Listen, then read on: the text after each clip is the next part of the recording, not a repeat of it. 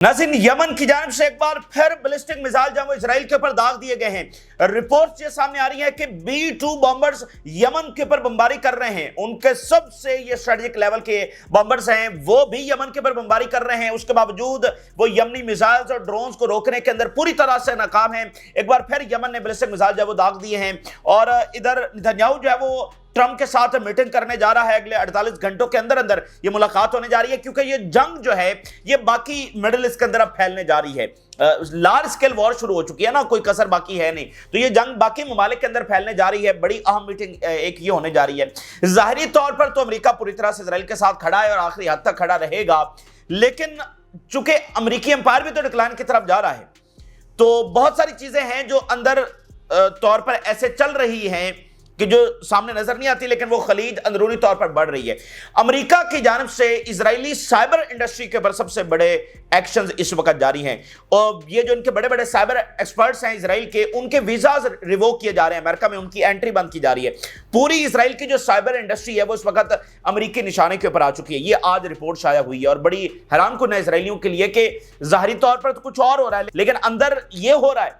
और देखिए, साइबर जो है वो पूरा वॉरफेयर है और इजराइल को इसका बहुत एडवांटेज। आप देखिए, इजराइल ये जो सारी असैसिनेशंस करता है उसमें साइबर इंडस्ट्री ही का तो किरदार है। साइबर इंडस्ट्री के बगैर ये सारा कैसे कर सकता है? साइबर को निकाल दे तो बाकी तो अमेरिकी मिलिट्री वैसे ही जो ऑन ग्राउंड गई है उसका तो वैसे बुरकस निकला हुआ है, तो ये कंप्यूटर पर बैठकर ही जो कर रहे हैं। जो अमेरिकी मिलिट्री ऑन ग्राउंड गई है उसका कैसे बुरकस निकला है हमास के सामने, हिजबुल्लाह के सामने, जहां जहां पर ही गए हैं। तो साइबर को निकाल दे तो जंग लड़ी नहीं जा सकती और जितना ये वीक होगा इसराइल की शिकस्त में और इजाफा होगा। तो पूरी साइबर इंडस्ट्री इस वक्त उनके निशाने के ऊपर है, अमेरिका के निशाने के ऊपर है। ये रिपोर्ट भी आपके सामने रखेंगे। और इसराइल ने जो एड वर्कर्स को निशाना बनाया और वो जानों से चले गए, बहुत ही अफसोसनाक, और पूरी दुनिया उसके ऊपर लरज उठी। ठीक है, इसराइल ने कहा कि ये तो हमने किया ही नहीं, उसके ऊपर बाकायदा एविडेंस सामने आ गया है। इसका बहुत बड़ा जो है वो आगे इंपैक्ट है। एक फलस्तीनी पैरामेडिक जो शहीद हो गया था, उसका जो फोन था उसमें से वो वीडियो रिट्रीव हो गई है और बड़ी हौलनाक है। जब वो एम्बुलेंसेस जा रही हैं और ऊपर से इजराइल की फौरन जो है वो बमबारी शुरू हो जाती है और उसके अंदर वो तमाम के तमाम जो है शहीद हो जाते हैं। तो वो वीडियो रिट्रीव हो गई है और वो पूरी दुनिया में, और उसके ऊपर न्यूयॉर्क टाइम ने रिपोर्ट छापी है, वाशिंगटन पोस्ट ने, बाकी मीडिया ने। तो वो जो बयानिया है उस पर भी वो पूरी तरह से चैलेंज हो रहा है। तो ये तमाम ताज़ा सूरत हाल, बड़ी जंग का आगाज हो चुका है, रीजनल वॉर, जिसका हम एस्टिमेट आपके सामने रखते रहे, जिसका खदशा आपके सामने रखते रहे कि दो रास्ते हैं। या तो दुनिया अब इस सीज़फायर की तरफ चली जाएगी, टेबल पर बैठकर फैसले हो जाएंगे, मिडल ईस्ट अमन की तरफ बढ़ जाएगा, या दूसरा फिर रास्ता वो है वो इजराइल की हरदर्मी वाला, दोबारा से जंग छेड़ने वाला। क्योंकि इजराइल की ये ताकत तो है कि वो जंग छेड़ सकता है, वो बम गिरा सकता है। रिजल्ट आएंगे या नहीं आएंगे वो अलग चीज है। तो वो जंग बेसिकली जो है वो पूरे रीजन के अंदर छेड़ दी गई है और ये आगे मुसलसल एक्सपैंड हो रही है। देखिए नाज़रीन, मैं पहले सदर ओबामा, अमेरिकी फॉर्मर प्रेसिडेंट ओबामा, जो इस पूरे जंग के अंदर नहीं बोला है, इस पूरी जंग के अंदर उसका कोई बयान सामने नहीं आया, उसके दो बयान आज सामने आए हैं और ये आपके लिए सबसे बड़ा एविडेंस है। जो इजराइल गजा के अंदर जुल्म कर रहा है, जो इजराइल एग्रेशन कर रहा है, जो इजराइल ग्रेटर इजराइल बनाने की जो है वो प्लानिंग कर रहा है और उसके लिए ये सारी जुल्म जो है वो उसकी तमाम हदें पार कर चुका है। क्या इसमें इजराइल फातेह होकर निकलेगा या शिकस्त खाकर निकलेगा? वक्त बताएगा ना, एक्चुअली तो वक्त ही बताएगा, लेकिन एस्टिमेट तो होता है ना, एनालिसिस तो होता है ना। इसी बुनियाद के ऊपर जब पहले जंग चल रही थी तो वो एस्टिमेट हम आपके सामने रख रहे थे कि जिस डायरेक्शन के अंदर इजराइल जा रहा है इसमें फतह नहीं शिकस्त होगी। तो वो शिकस्त हुई, हमास ने सर्वाइव किया। तो ये ओबामा है, अमेरिका का सदर, उसकी हिस्ट्री आपको पता है। तो इसका पहला बयान इस पूरी जंग में सामने आया।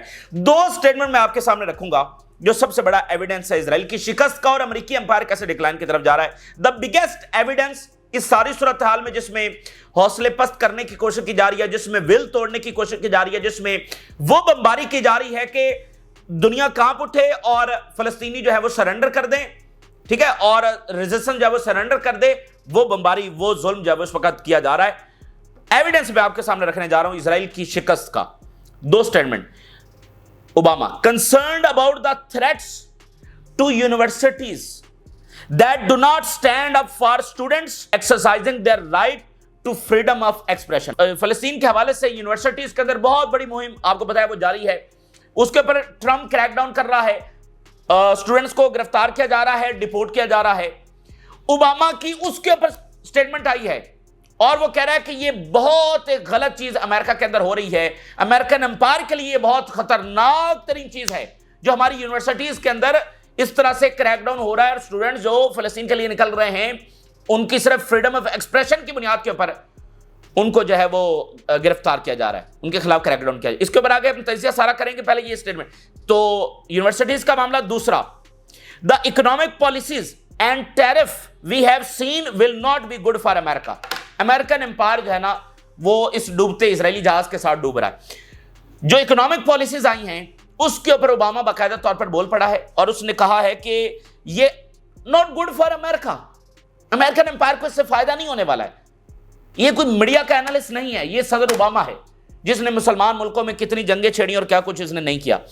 अच्छा, तो ट्रंप जो है वो बेसिकली देख रहा है लेन देन के अंदाज में, बिजनेसमैन है ना, लेन देन के अंदाज में देख रहा है। लेकिन एम्पायर ऐसे नहीं चलते। स्ट्रेटेजिक जो इन्फ्लुएंस होता है वही सबसे बड़ी चीज होती है, इन्फ्लुएंस। तो वो इन्फ्लुएंस तो खत्म हो रहा है भाई, जापान अपने फैसले कर रहा है, साउथ कोरिया अपने फैसले कर रहा है, यूरोप अपने फैसले कर रहा है, कनाडा कह रहा है अमेरिका के साथ हमारा जो इत्तेहाद है वो ओवर हो चुका है। तो एम्पायर स्ट्रेटेजिक इन्फ्लुएंस के ऊपर चलते हैं, इस तरह लेन देन के ऊपर नहीं चलते हैं। भैया आपकी एक लिवरेज होती है ना, तभी आप उन मुल्कों से अपनी बात मनवाते हैं। अगर यूरोप ने कभी अपनी फौज बनाने की तरफ वो नहीं गया तो क्या इस वजह से नहीं गया कि यूरोप अपनी फौज नहीं बना सकता? इस वजह से नहीं गया कि अमेरिका को ये चीज पसंद नहीं, तो उन्होंने अमेरिका की लीडरशिप कबूल करके रखी। तो अब तो यूरोप जाएगा ना अपनी फौज की तरफ, अपनी इकोनॉमी की तरफ, अपनी इंडिपेंडेंस की तरफ, इसी तरह बाकी इत्तेहादी भी जाएंगे। अच्छा, अब नाज़रीन ये जो ओबामा की बात है, वीडियो थोड़ी लंबी हो सकती है लेकिन बड़े मुश्किल चुके हालात हैं और इजराइल पूरे जुल्म के ऊपर उतर आया है, तो हमने देखना है कि इसका नतीजा क्या निकलेगा।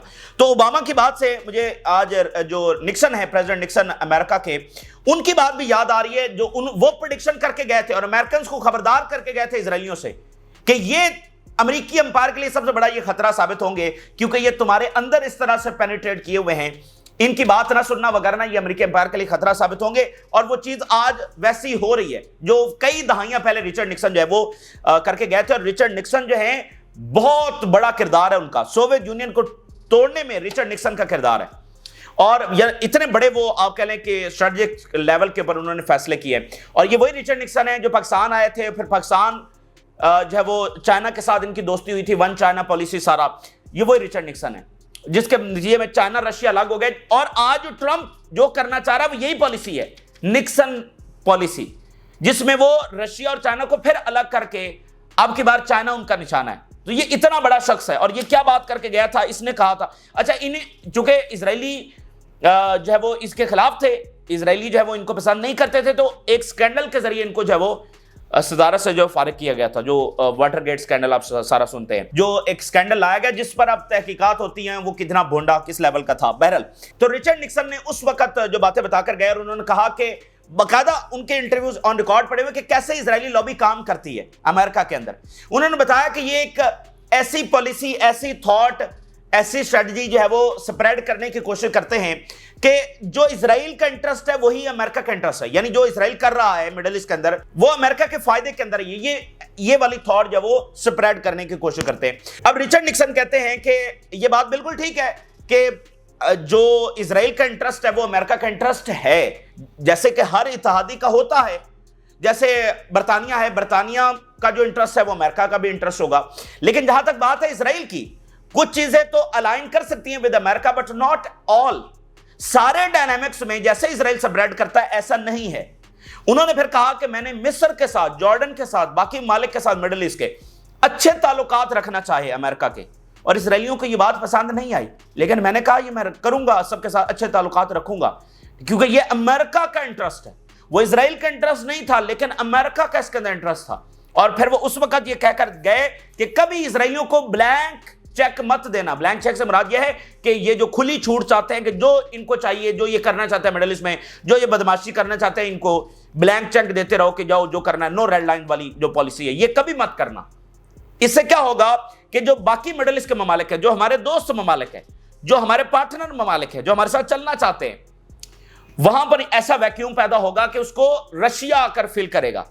या आज के टाइम में आप चाइना को भी उसमें शामिल कर रहे हैं, जो ऑन ग्राउंड हम ये देख रहे हैं कि उस वैक्यूम को रशिया और चाइना आज फिल कर रहे हैं। रशिया और चाइना का इन्फ्लुएंस है वो मिडिल ईस्ट में किस लेवल के ऊपर बढ़ चुका है, उनकी इन्वेस्टमेंट्स, उनके लोग कैसे अब वो मिलिट्री कॉपरेशन बाकायदा तौर पर हो रहा है, न्यूक्लियर लेवल की ऑफर जो है वो चाइना सऊदी अरेबिया को दे रहा है। ये ममालिक इसी जंग के दरमियान कैसे ब्रिक्स की तरफ मूव कर चुके हैं। और आप मिडिल ईस्ट में चले जाएं, कैसे चाइना एयरपोर्ट्स बना रहा है, रोड्स बना रहा है, कंस्ट्रक्शन। तो उस गैप को कौन फिल कर रहा है? रशिया, एंड देन अब तेजी के साथ जब वो चाइना फिल कर रहा है। तो ये रिचर्ड निक्सन कह कर गए हैं। तो जो आज ओबामा बात कर रहा है, ठीक है, कि इनकी वजह से, मतलब तुम यूनिवर्सिटी, अब अंदाजा करें यूनिवर्सिटीज, हम अमेरिकन यूनिवर्सिटीज की बात कर रहे हो भाई, अमेरिकी इक़्तिदार किस चीज के ऊपर खड़ा हुआ है? इल्म के ऊपर खड़ा हुआ है। तो इल्म कहां से आ रहा है? उन यूनिवर्सिटीज से आ रहा है। आप पूरे 57 इस्लामी मुल्कों में जरा मुझे एक यूनिवर्सिटी तो बताएं जो इस लेवल की हो, जो बरतानिया के, अमेरिका के उस म्यार की हो। एक भी यूनिवर्सिटी आपके पास नहीं है। इसलिए इनोवेशंस आपके पास नहीं है, इसलिए इक़्तिदार आपके पास नहीं है, क्योंकि इल्म में आप पीछे रह गए। तो अमेरिकन एम्पायर जो है ना, वो किसके ऊपर खड़ा हुआ है? यूनिवर्सिटीज के ऊपर खड़ा हुआ है। तो आप इन यूनिवर्सिटीज में कर क्या रहे हैं? वहां से प्रोफेसर निकल रहे हैं, वहां से काबिल तरीन लोग निकल रहे हैं, और बहुत सारे एम्पायर्स हैं, उनमें आप देख लें यही कुछ हो रहा होता है आखिरी टाइम के अंदर। जब इस तरह के क्रैकडाउन होते हैं और पाबंदियां लगती हैं, रिस्ट्रिक्शंस लगती हैं, तो काबिल तरीन लोग मूव करते हैं। आप जरा इस्लामी दुनिया की तारीख पढ़ लें। जब बगदाद मरकज था इल्म का, और फिर बाद में जो हुक्मरान आए, उन्होंने जब रिस्ट्रिक्शंस लगाई, ठीक है, इस तरह के क्रैकडाउन्स किए, तो काबिल लोग यहां से जब वो जो यूरोप से आए हुए थे, जो वेस्ट से आए हुए थे, यहां पर तालीम और इल्म हासिल करने के लिए आते थे, और बड़ी बड़ी इजादात मुसलमानों ने की। ठीक है, आप देखिए रियाजी के अंदर, कीमिया के अंदर, बायोलॉजी के अंदर कितनी जो चीजें हैं वो मुसलमानों ने की है। ये उसी दौर की हैं। जब क्रैकडाउन हुआ तो वो काबिल तरीन लोग जब वो यहां से मूव कर गए। तो यही चीज इस वक्त अमेरिका में हो रही है। यही अमेरिकन डिक्लाइनर, और कर किसके लिए रहे हैं? इजराइल के लिए। वही रिचर्ड निक्सन वाली बात के इनको खुली छूट जब वो मत देना, इनके लिए सारी चीजें मत करना। अपनी यूनिवर्सिटीज को, अपने प्रोफेसर्स को निशाना बना रहे हैं। और वो कर क्या रहे हैं? सर मुजाहरा कर रहे हैं कि सिविलियंस के ऊपर बम ना कराओ। और वो क्या कर रहे हैं? अच्छा, वो इजराइल के खिलाफ भी वहां पर मुजाहरे नहीं हुए, एंटी वॉर मुजाहरे हैं, कि वहां पर जो है वो बम क्यों गिर रहे हैं सिविलियंस के ऊपर, जेनोसाइड हो रही है, उसके लिए वहां पर लोग निकले हुए। तो ये बात है। और अगली इससे इंपॉर्टेंट बात यह है कि देखिए, ये जंग हमास से तो नहीं हो रही है इन अ सेंस, वो इस तरह के लड़ तो हमास ही रही है ना, लेकिन हमास तो अपने आप को डिसॉल्व करने के लिए तैयार है एग्रीमेंट के जरिए। तो असल में तो ये जंग हो रही है ग्रेटर इजराइल बनाने के लिए और इजराइल को प्रिजर्व करने के लिए। असल में तो ये जंग है ना। आज हमास लड़ रही है, पहले कोई और लड़ रहा था, कल कोई और लड़ेगा। तो क्या जिस तरीके के जरिए इजराइल लड़ रहा है, जो जुल्म कर रहा है, क्या इससे इजराइल प्रिजर्व हो जाएगा? बिग नो, नहीं हो सकता। इस तरह भाई इजराइल इस तरह का नहीं रह सकता है। ये जंग चलेगी, साल चलेगी, 2 साल चलेगी, 5 साल चलेगी, 7 साल चलेगी।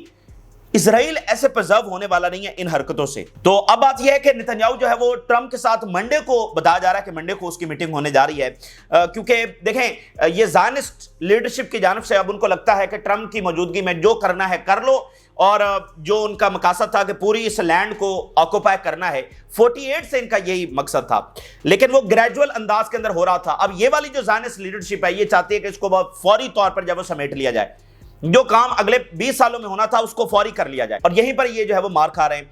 अच्छा, तो अब चूंकि ये जंग बाकी अरब मुल्कों के अंदर भी फैलनी है, भाई फलस्तीनियों को डिस्प्लेस करना है ना, तो कहां डिस्प्लेस करना है, बाकी मुल्कों के अंदर जंग फैलनी है, तो उसके ऊपर जो है वो ये मीटिंग होने जा रही है। और फिर जो टैरिफ लगे हैं वो भी अंडर डिस्कशन आए। मैं सिर्फ आपको एक चीज बताऊंगा, अगर हमास लड़ती है आगे कुछ महीने, ठीक है, अगर वो 4 महीने, 6 महीने, 1 साल सर्वाइव करती है और आगे लड़ती है, जो कि वो लड़ेगी, ठीक है, तो चीजें और ज्यादा मुख्तलिफ होने जा रही हैं, चीजें और ज्यादा इजराइल के खिलाफ होने जा रही हैं, इजराइल और शिकस्त के करीब होने जा रहा है। यूरोप में तो बहुत सारी चीजें बदल रही हैं। एक ट्रंप इंतजामिया खड़ी हुई है ना, और जो चीजें जाहिरी तौर पर नजर आ रही हैं, अंदरूनी तौर पर जो मैं साइबर उस इंडस्ट्री की बात कर रहा हूं, आप देखिए कैसे अमेरिका क्रैकडाउन कर रहा है इजरायली साइबर इंडस्ट्री के ऊपर, ठीक है। तो अगर ये जंग मजीद आगे चलती है और हमास सर्वाइव करती है, तो वो ट्रंप इंतजामिया जो खुद आइसोलेशन के अंदर है इस वक्त अपने मुल्क में, जिसमें ओबामा कह रहा है कि आपकी पॉलिसी गलत है, जिसमें सारे फाइनेंशियल इंस्टीट्यूशंस कह रहे हैं कि आपकी पॉलिसी गलत है, $7 ट्रिलियन का नुकसान हो चुका है, बड़ी बड़ी कंपनीज है वो वहां पर फॉल कर रही हैं, महंगाई का वहां पर तूफान आ रहा है, इकोनॉमी जो है वो डिस्टेबलाइज हो रही है, एलायंस छोड़कर जा रहे हैं। तो वो ट्रंप इंतजामिया जो खुद आइसोलेशन में, और उसके अपने लोग वहां पर अंदर क्या हालात है, एलोन मस्क जा रहा है, वो नेशनल सिक्योरिटी एजेंसी का डायरेक्टर उसको हटा दिया ट्रंप ने, और बाकियों को भी हटाने की बातें आ रही हैं। तो मजीद ट्रंप इंतजामिया कहां पर खड़ी होगी, और हुतीज का किस्सा भी मैं आपके सामने रखता हूं। US pressure push Israeli cyber field towards collapse. ये हमारे अल्फाज नहीं, इजरायली मीडिया ने आज रिपोर्ट छाप दी है। इजरायली साइबर इंडस्ट्री कोलैप्स की तरफ जा रही है। जो अंदर खाते वो सारी चीजें हो रही हैं इजरायलियों के खिलाफ। बड़ी बड़ी कंपनीज जैसा कि एनएसओ है, कंडीरो है, ये की प्लेयर्स हैं occupation entities tech sector to lose their clients and employees. असल में अमेरिका क्या कर रहा है कि वो अपनी इंडस्ट्री को ग्रो कर रहा है, और चूंकि इन्होंने पेगासस और बहुत सारे ऐसे सॉफ्टवेयर बनाए इनकी इंडस्ट्रीज ने, तो उनको वो खुडे लाइन लगा रहा है कि वो सारे जो क्लाइंट्स हैं सारे जो हैं वो उधर जाएं अमेरिका की तरफ। US taking successive steps aimed undermining this industry. बहुत सारे ऐसे स्टेप्स लिए जा रहे हैं कि इस इंडस्ट्री का बेड़ा गर्क हो रहा है, इंक्लूडिंग रिवोकिंग वीजा। इजरायलियों के और काबिल तरीन इजरायलियों के साइबर एक्सपर्ट्स के वीजे वहां पर रिवोक हो रहे हैं, और वहां पर सैंक्शंस इंपोज की जा रही हैं। ये तो आज रिपोर्ट सामने आई है, इजरायली कंपनीज के ऊपर सैंक्शंस इंपोज की जा रही हैं एंड कैंसिलिंग मेजर डील्स, और इनके साथ जो बहुत सारी डील्स बिलियंस ऑफ डॉलर्स की हो चुकी थी उनको कैंसिल किया जा रहा है। इजरायली ऑफिशियल्स कह रहे हैं कि we will pay the price for the damage to our national security. The Americans continue with these policies, we will lose the industry entirely. The situation has become extremely dangerous. देखना, Israel सारा खड़ा हुआ है America के ऊपर। America अब कितनी देर चलता है उसका एक सबूत ये भी आपके सामने मैं रख रहा हूं कि वो कह रहे हैं पूरी हमारी जो इंडस्ट्री है साइबर वाली वो खत्म हो जाएगी, जो अमेरिकन इस वक्त पॉलिसीज आगे बढ़ा रहे हैं। Continuing these policies could lead to the complete collapse of the sector. ठीक है, ये इस वक्त बात है। जो मैंने आपको बताया कि जंग जो आगे बढ़ेगी, लंबी चलेगी, तो एक तो इजराइल के अंदर के हालात, अमेरिका के अपने हालात, ट्रंप इंतजामिया के अपने हालात, दुनिया की तेजी के साथ बदलते हुए डायनामिक्स, और अरबों के मुल्क भी तो दांव पर लगे हैं ना भाई। अगर अमेरिका उनकी बात नहीं सुन रहा, यहीं से ट्रिलियंस ऑफ डॉलर्स भी जाने हैं, वो अभी गए नहीं हैं, तो उनका रुख कहीं और भी हो सकता है। देखिए मेरी बात सुने कि जो सऊदी अरेबिया है वो ऑयल से अपनी इकोनॉमी को शिफ्ट कर रहा है। सबसे बड़ा प्लेयर तो सऊदी अरेबिया है ना मिडिल ईस्ट में। अच्छा, अब सऊदी अरेबिया अपनी इकोनॉमी को शिफ्ट कर रहा है। अब अगर यहां पर एक भी जॉर्डन, मिस्र, सीरिया, लेबनान व्हाटसोएवर ये अगर जंग के अंदर गए, जंग अगर फैली, तो सऊदीया की इकोनॉमी हिट होने वाली है। तो सऊदीया को तो इन्वेस्टमेंट चाहिए भाई। मिडिल ईस्ट जब लंबी इंस्टेबिलिटी और लंबी जंग के अंदर चला जाएगा, तो यहां पर कौन सी इन्वेस्टमेंट्स होनी है? वो विजन 2030 सऊदी अरेबिया का किधर जाएगा? अफोर्ड नहीं कर सकते, वो इस जंग को आगे बढ़ाना जो है वो अफोर्ड नहीं कर सकते। तो इसलिए हमास लड़ती है, हुतीज लड़ते हैं, बाकी तंजीमें लड़ती हैं। जंग जो लंबी चलेगी, इजराइल मजीद जो है वो डिक्लाइन की तरफ होगा। द पॉइंट इज कि जिस तरफ इजराइल जा रहा है, जाहिरी तौर पर उसकी हैबत है, वो वहां पर फलस्तीनियों को शहीद कर रहा है। जाहिरी तौर पर वो मिडिल ईस्ट का ऐसे कि भाई हुक्मरान ही वो है, यानी सबके ऊपर गालिब है, जाहिरी तो यही है। लेकिन एक्चुअली क्या वो ऐसी विक्ट्री हासिल करने जा रहा है? तो ऐसा नहीं है। यूरोपियन जो यूनिवर्सिटीज है वहां पर भी university of Birmingham sued over pro Palestine protest crackdown. European universities के ऊपर लॉ सूट जो है वो फाइल हो रहे हैं कि आपने मुजाहिरीन के खिलाफ ये सारा क्यों किया है। और यमन क्या, जरा देखिए, यमन ने बैलिस्टिक मिसाइल फायर कर दिए, 2 बैलिस्टिक मिसाइल फिर इजराइल के ऊपर दाग दिए, सुबह शाम बैलिस्टिक मिसाइल दाग रहे हैं। और ताजा रिपोर्ट के मुताबिक B-2 बॉम्बर जो हैं deployed to Diego Garcia in the Indian ocean struck targets in Yemen. Aircraft carrier जदीद तरीन, उसके बाद B-2 बॉम्बर्स भी बमबारी कर रहे हैं, उसके बावजूद यमन को रोकने में नाकाम है। और ट्रंप ने अभी क्या किया है, ट्रंप ने एक वीडियो शेयर की है जिसके अंदर हुतीज को हिट किया जा रहा है। और हिट क्या किया जा रहा है, जरा इसका ट्वीट देखिए, वीडियो भी साथ इसने शेयर की है। These Houthis gathered for instruction on an attack, oops there will be no attack by these Houthis, they will never sink our ships again. अब वो जैसे ट्राइबल, आपको पता है ट्राइबल मीटिंग्स होती हैं, तो एक दायरे में लोग बैठते हैं, तो या फिर बाकी ग्रीटिंग्स होती हैं। अब ये ईद की बेसिकली, ईद में वो मुलाकात और वो सारा वहां पर हो रहा था, वहां पर ये बम गिरा है जिसकी वीडियो आज शेयर हुई है। वो बाद में अब यमन से खबर सामने आ रही है कि ये असल में यहां पर ईद की मुलाकात हो रही थी। वो वीडियो में बकायदा देखा जा सकता है कि सैकड़ों लोग। अब ट्रंप कह रहा है जी ये तो हुतीज थे और ये पता नहीं बड़ी प्लानिंग कर रहे थे हमारे ऊपर हमला करने की, हमने बम गिरा दिया, ठीक है। और हुतीज उसके बाद भी मिसाइल दाग रहे हैं, ठीक है। तो ये इस वक्त इनकी हालत है। अब मैं आपको बताऊं कि अमेरिकन जर्नलिस्ट वहां पर गए हैं यमन में, और उन्होंने बताया है कि यमनीज के हौसले इस वक्त क्या हैं, वो क्या सोच रहे हैं। और मुख्तसरन मैं आपको सिर्फ 1 मिनट में बताऊं कि जो अमेरिकन जर्नलिस्ट वहां पर गए हैं और हुतीज के हाई ऑफिशियल से मिले हैं। अब ये भी उनका जिगरा देखे ना, वो अमेरिकन जर्नलिस्ट से मिल रहे हैं, भाई कोई CIA का एजेंट भी तो हो सकता है, लेकिन बहरहाल वो उनसे मिले हैं। और फिर वो अमेरिकन जर्नलिस्ट बता रहे हैं कि हुतीज के हौसले तो जवान है, और वो हमें मुस्कुराते हुए बताते हैं कि हम इसमें जीत जाएंगे। नो मैटर कि अमेरिका जितनी मर्जी बमबारी करता है, जितना मर्जी जोर लगाता है, at the end we will be victorious. ठीक है। और फिर उन्होंने कहा कि हुतीज जो है वो पूरे सिस्टम को, इसकी बेसिक्स को समझते हैं कि why they are on the front line, why they are on the line of the firings of the Americans, कि अमेरिका सिर्फ एक इस्लामी मुल्क के ऊपर बमबारी कर रहा है और वो हुतीज है, यमन है, क्यों बमबारी कर रहा है? तो वो कह रहे हैं कि हुतीज के लिए अमेरिका का हमला, इजराइल का हमला सरप्राइज नहीं है। यानी मिसाल के तौर पे फिलिस्तीनियों के लिए वो जज्बाती तौर पर मैदान में उतर गए, अब बाद में उनको पता चला कि अमेरिका भी आ गया और वो इतनी बमबारी कर रहा है, और हुतीज अब सोच रहे हैं कि अच्छा हम तो गए थे फिलिस्तीन की मदद करने के लिए, लेकिन ये हमारे साथ क्या हो गया, अब हम क्या करें? ये नहीं है। हुतीज को पता था कि इसका रिएक्शन क्या आएगा, उनको पता था कि वो किस बड़े प्रोजेक्ट के दरमियान खड़े होने जा रहे हैं। मिडिल ईस्ट का जो बड़ा प्रोजेक्ट अमेरिका और इजराइल का है, उसके दरमियान हुतीज जाकर खड़े होने जा रहे हैं। तो उनको पता था कि वो on the line of firing होंगे, अमेरिका और इजराइल करेंगे ये सारा कुछ। इसके बावजूद वो मैदान के अंदर उतरे, और इस सारी बमबारी के बावजूद, और जब वो प्राइस पे कर रहे हैं, उनके लोग शहीद हो रहे हैं, वो कह रहे हैं कि एट द एंड हम ही विक्टोरियस होंगे। मैंने जैसे आपको बता रहा, ये मिडिल ईस्ट है, ये दुनिया का सबसे कम्प्लेक्स तरीन रीजन है। यहां पर कहां से फाइटर्स आते हैं, कहां से असले आता है, फिर जब यहां पर तंजीमें उड़ जाती हैं तो फिर वो किसी के हाथ में हालात नहीं रहते, चाहे वो अमेरिका हो या दुनिया की कोई भी पार हो। तो ये अमेरिकन एम्पायर जो वैसे आखिरी सांसें ले रहा है, ठीक है, दुनिया मूव ऑन कर रही है, चाइना राइज कर रहा है, वो उसी मिडिल ईस्ट के अंदर ड्रैग होने जा रहा है। किसके लिए? नेतन्याहू के लिए, जिसके ऊपर ट्रंप तनकीद करके इलेक्शन जीत कर आया है। तो ये बुनियादी बात है। इसके अलावा नाज़रीन, अभी एक वीडियो सामने आई है, इसराइल ने 15 एड वर्कर्स को निशाना बनाया और बहुत दुनिया में मतलब इसका रिएक्शन आया। मगरबी ममालिक के अंदर बड़ा सख्त रिएक्शन आया, क्योंकि उनके भी इसके अंदर लोग थे। तो इसराइल ने हस्बे मामूल कहा कि नहीं, हम तो ये तो रैंडमली हुआ और हमने कोई जानबूझकर नहीं किया। और इजरायली आर्मी ने कहा कि सस्पिशियस व्हीकल जो है वो हमारी फौज की तरफ बढ़ रही थी, तो इसलिए हमने टारगेट किया। ये एम्बुलेंसेस तो थी नहीं, और ना इनके पर वो लाइट्स ऑन थी एम्बुलेंस वाली। वो अब वीडियो जो रिट्रीव हुई है उसमें बाकायदा देखा जा सकता है कि वो एम्बुलेंसेस जा रही हैं, लाइट्स ऊपर ऑन है, अचानक से बमबारी जो है वो होती है। New evidence refute Israeli occupied forces account of attack that killed 15 Gaza medics. जो इजराइल का बयानिया था उसको रिफ्यूट किया है नए एविडेंस में। तो आगे भी हेडलाइंस हैं। तो इस तरह भी हर महाज के ऊपर उनको चैलेंज किया जा रहा है। अब ये बहुत सीरियस वाकया, और मगरब में इसका बड़ी शदीद इस वक्त रिजेंटमेंट जो है वो सामने आ रही है। तो इजरायली मीडिया ने खुद इसके ऊपर रिपोर्ट छापी है कि ये किस तरह से वहां पर निशाना बना रहे हैं। तो मेडिक्स को मारकर, डॉक्टर्स, नर्सेज को, एड वर्कर्स को मारकर, यूएन वर्कर्स को, जर्नलिस्ट को मारकर, औरतों और बच्चों को मारकर इजरायली स्टेट प्रिजर्व होने वाली नहीं है। आखिर में रशिया का बयान आपके सामने रखेंगे। रशिया एक बार फिर स्टेटमेंट जारी हुई है, रोजाना की बिना पर रशिया स्टेटमेंट जारी कर रहा है। वियना के अंदर ये इंटरनेशनल ऑर्गेनाइजेशन का वहां पर एक मीटिंग हुई है, जिसमें रशिया ये कह रहा है कि immediately return towards negotiations track with Iran without threats और ब्लैकमेल। ईरान को ना ब्लैकमेल किया जाए ना थ्रेट किया जाए, बात करनी है तो बात की जाए। US intelligence confirmed that there are no indications that Iran is seeking to possess a nuclear weapon. Russia ये कह रहा है कि यूएस इंटेलिजेंस ने कंफर्म किया कि ईरान अभी न्यूक्लियर नहीं बना रहा है, तो फिर उसको धमकाया क्यों जा रहा है? Diplomacy is the only way to reach an agreement with Iran, no threats or force.